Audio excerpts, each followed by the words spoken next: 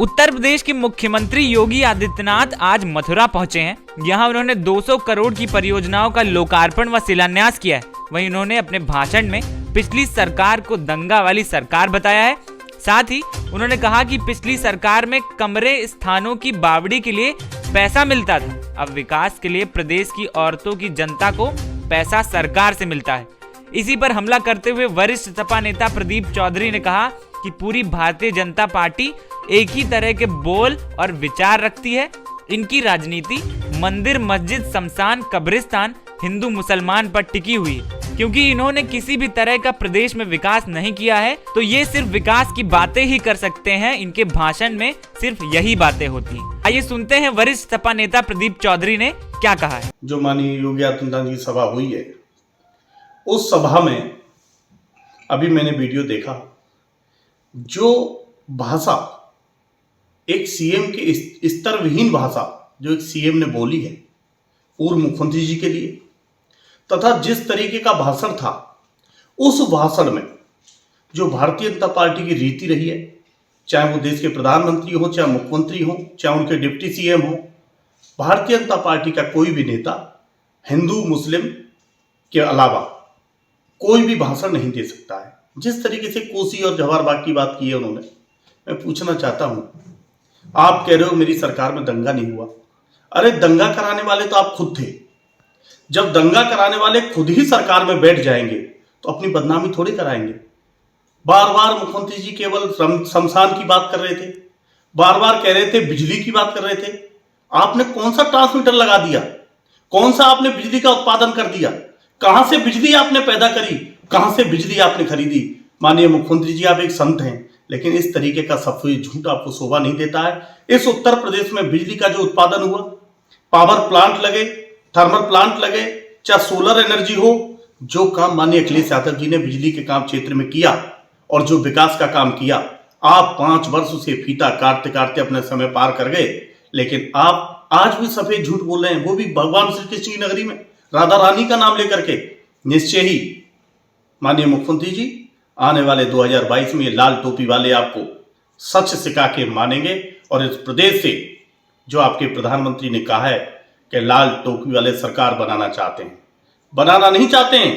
ये लाल टोपी का प्रत्येक कार्यकर्ता माननीय मुख्यमंत्री जी और माननीय प्रधानमंत्री जी 2022 में लाल क्रांति लाके रहेगा और इस प्रदेश में किसान, नौजवान, गरीब, मजदूर, बेरोजगार की सरकार स्थापित करके दम लेगा। देश के प्रधानमंत्री जनता को दिए गए अपने संबोधन में लाल टोपी को लेकर तंज कसते हुए नजर आए।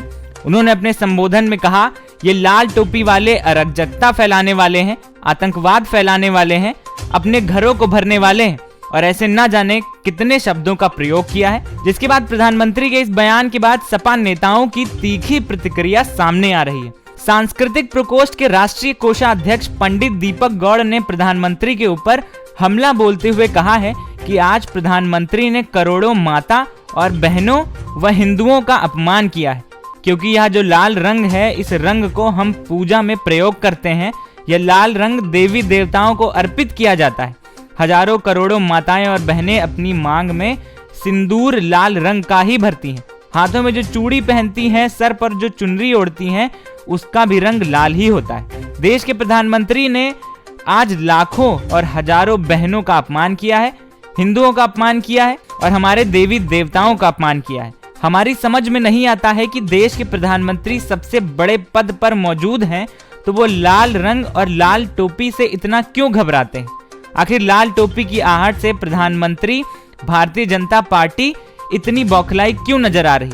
यही लाल टोपी 2022 में साइकिल पर चढ़कर संपूर्ण उत्तर प्रदेश का विकास करने जा रही है। आइए सुनते हैं पंडित दीपक गौड़ ने क्या कहा है। कल मोदी जी ने अपनी रैली में, गोरखपुर में उनकी रैली थी, उन्होंने संबोधित किया है कि लाल टोपी वाले, अराजकता फैलाने वाले, आतंकवाद फैलाने वाले, अपने घरों को भरने वाले, ऐसे शब्दों से संबोधित किया है। क्या कुछ कहना चाहेंगे आप?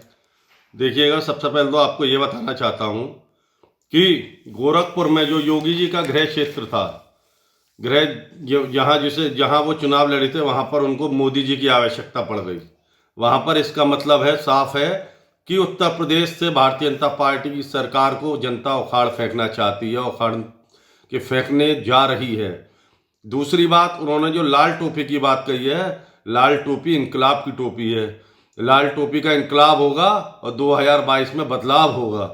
मोदी जी घबरा गए हैं। जिस तरीके से मोदी जी ने पश्चिम बंगाल में किया था, पश्चिम बंगाल में उन्होंने बिल्कुल बौखला गए थे। इसी तरीके की बातें उन्होंने ममता बनर्जी के बारे में कही थी, वही बातें यहाँ पे करने जा रहे हैं। इसका साफ मतलब है, जब मोदी जी घबरा जाएं और मोदी जी जहाँ चुनावी सभाएं लगातार करने लग जाए तो समझ लीजिए उस प्रदेश की सरकार जाने वाली है। अखिलेश को कितनी पार्टियों का सहारा है? देखिएगा, माननीय राष्ट्रीय अध्यक्ष अखिलेश यादव जी के नेतृत्व में हम राष्ट्रीय लोकदल बाकी अन्य छोटे दलों के साथ मिलकर पूर्ण बहुमत की, प्रचंड बहुमत की उत्तर प्रदेश 2022 में सरकार देने जा रहे हैं, जो सबका विकास और जो सबका साथ की बात भारतीय जनता पार्टी करती है। लेकिन सबका साथ, सबका विश्वास, सबका विकास समाजवादी पार्टी करेगी। इनका सिर्फ एक नारा जुमला है और समाजवादी पार्टी करनी कथनी में कोई फर्क नहीं है। जो कहती है वो करती है। हमने पिछली सरकार में भी विकास के कार्य किए हैं। हम केवल विकास हमारा एजेंडा है। ये हिंदू मुस्लिम और ये घोलना चाहते हैं, उत्तर प्रदेश में अराजकता फैलाना भारतीय जनता पार्टी चाहती है। समाजवादी पार्टी शांति और सौहार्द केवल बनाना चाहती है और आगामी 2022 में उत्तर प्रदेश में प्रचंड बहुमत की सरकार समाजवादी पार्टी माननीय राष्ट्रीय अध्यक्ष जी अखिलेश यादव जी के नेतृत्व में देने जा रही है। पश्चिमी यूपी का बूथ कितना मजबूत है आपका? पश्चिम यूपी में आपने कल देखा होगा, एक जगह योगी जी की सभा और मोदी जी की सभा हो रही थी, वहीं पर दूसरी जगह मेरठ में माननीय राष्ट्रीय अध्यक्ष अखिलेश यादव जी, माननीय जयंत चौधरी जी की सभा हो रही थी। वहां पर आप खुद देख सकते हैं किस तरीके से अपार जनसैलाब उस जगह पहुंचा था। वो जनसैलाब वहां पर संभले से नहीं संभल पा रहा था और योगी जी की सभा में कुर्सियां खाली पड़ी हुई थी, आपने खुद देखा होगा।